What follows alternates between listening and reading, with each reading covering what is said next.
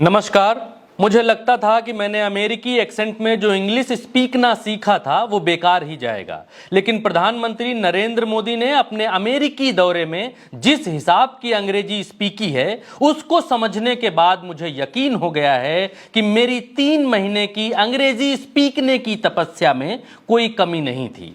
जैसी अंग्रेजी प्रधानमंत्री ने अमेरिका में बोली है, जैसी अंग्रेजी में प्रधानमंत्री ने अमेरिका में बात की है, वैसी अंग्रेजी को भारत भूमि पर कोई मानव समझ नहीं पा रहा है। ट्विटर की दुनिया में एक अलग सा तनाव फैल गया है कि ये मोदी जी ने अमेरिकी आदमी से क्या कह दिया। ये देखिए, हर कोई जानना चाहता है कि मोदी जी ने क्या कहा। मोदी जी दूसरों से अलग अंग्रेजी कैसे बोल लेते हैं? क्या ये ज्ञान उनको हिमालय प्रवास के दौरान प्राप्त हुआ? अगर ऐसा है तो अद्भुत है। भारत में मोदी जी के बहुत से समर्थक इस बात पर भी खुश हो रहे हैं कि मोदी जी ने अमेरिका में आज नई भाषा का आविष्कार किया है। आज मैं आपके सामने नरेंद्र मोदी जी की इस अत्यंत कठिन, पृथ्वी से विलुप्त हो चुकी आंग्ल भाषा का हिंदी में अनुवाद करके बताऊंगा। चलिए ध्यान दीजिए। मोदी जी जब बिना टीपी के कुछ कहना चाहते हैं तो पता नहीं देश समझ क्यों नहीं पाता है। कैमरा ऑन होता है, मोदी जी समझ जाते हैं कि शॉट रेडी है। वो लंबी चाल से आगे बढ़ते हुए डायलॉग में थोड़ी ऊर्जा डालते हुए कहते हैं, good afternoon, thank you for this opportunity. Good afternoon, thank for this opportunity.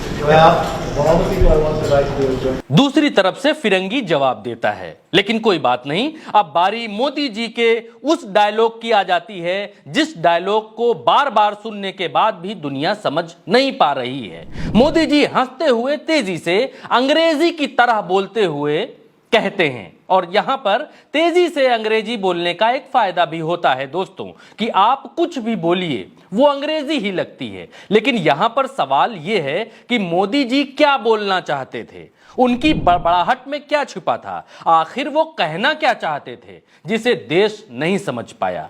तो सुनिए, मोदी जी ने आगे अपनी इंग्लिश को धार देते हुए कहा कि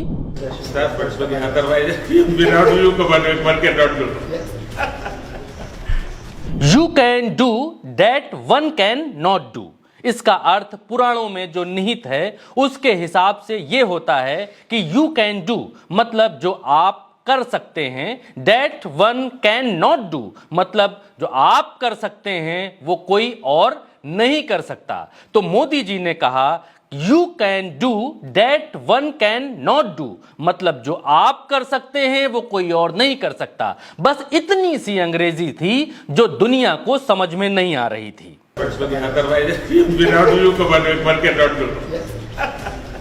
तो अब मोदी जी की असाधारण अंग्रेजी को समझने के लिए और आगे बढ़ते हैं। आगे की आंग्ल भाषा की पंक्तियों में नरेंद्र मोदी जी कहते हैं कि Investigating in a girl child lifts up the entire family. इसका मतलब हुआ कि हमें अपनी बच्ची की जांच पड़ताल जरूर करनी चाहिए, जबकि मोदी जी को कहना चाहिए था कि we must invest in our girl child. इसका मतलब होता है कि हमें अपनी बच्चियों को समय देना चाहिए, उन पर ध्यान देना चाहिए, ना कि अपनी बच्चियों की जांच पड़ताल करानी चाहिए। बोलना चाहिए था इन्वेस्ट और बोल गए इन्वेस्टिगेट। कोई बात नहीं, टीपी से भी कभी कभी गलती हो जाती है, और जिस अंग्रेजी का माने ही ना मालूम हो उसे गलत पढ़ने वाले को दोष भी नहीं लगता है। कोई भी श्रोता उसे मन से तुरंत माफ कर सकता है। अमेरिका ने आज देख लिया कि भारत किसी भी मामले में अमेरिका से कम नहीं है। हम ऐसी अंग्रेजी बोलते हैं जो किसी को समझ में नहीं आती।